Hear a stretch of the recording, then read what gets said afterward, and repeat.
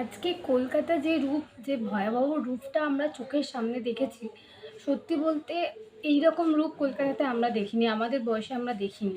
আজকে কলকাতা পুলিশ যেই ব্যবহারটা, যেই মানসিকতাটা বা যেই শক্তিটা দেখিয়েছে সাধারণ মানুষের ওপরে, সেই শক্তিটা, সেই মানসিকতাটা যদি ৯ তারিখে দেখাতো, তাহলে হয়তো আমাদেরকে এইভাবে রাস্তায় নামতে হতো না।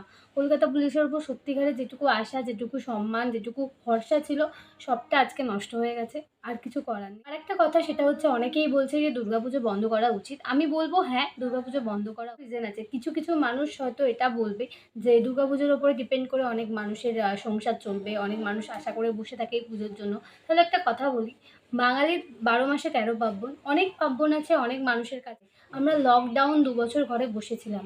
অনেকেই কাজ করিনি আমরা। বেশিরভাগ মানুষই আমরা কাজ করিনি, ঘরবন্ধ তো ছিলাম ১ বছর অন্তত। দুর্গাপুজো সেই বছরও হয়নি ঠিক করে। ছিলাম তো ঘরবন্দি। তখন তো আমরা প্রশ্ন তুলিনি। আজকে যদি আমরা দুর্গাপুজোর মতো একটা পুজোতে আমরা আনন্দ করি, আমরা জামা কাপড় পরে বেরোই, একবারও ভেবে দেখেছো সেই মা বাবার উপরে কী হবে?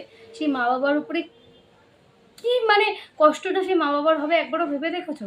আমরা যদি এই দুর্গাপুজোতে মজা করি, তাহলে কিন্তু আমাদের এই যে আন্দোলনের ভাবনা চিন্তা, আমাদের যে আন্দোলনের যে আগুনটা জ্বলছে, সেটা কিন্তু নিভে যাবে। সেটা সত্যিই নিভে যাবে। শুধু একটা ঘট পুজো করলাম, ঠিক আছে।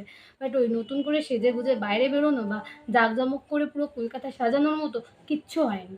যতক্ষণ না আমাদের তিলোত্তমার বিচার পাচ্ছে, ততক্ষণ কিন্তু প্রতিমা প্রতিষ্ঠিত হবে না। কারণ মা দুর্গা যেমন বলেন মর্তটা তার বাপের বাড়ি, মা দুর্গা যেমন আমাদের বাড়ির মেয়ে, তেমন তিলোত্তমাও কিন্তু আমাদের মধ্যে একজন।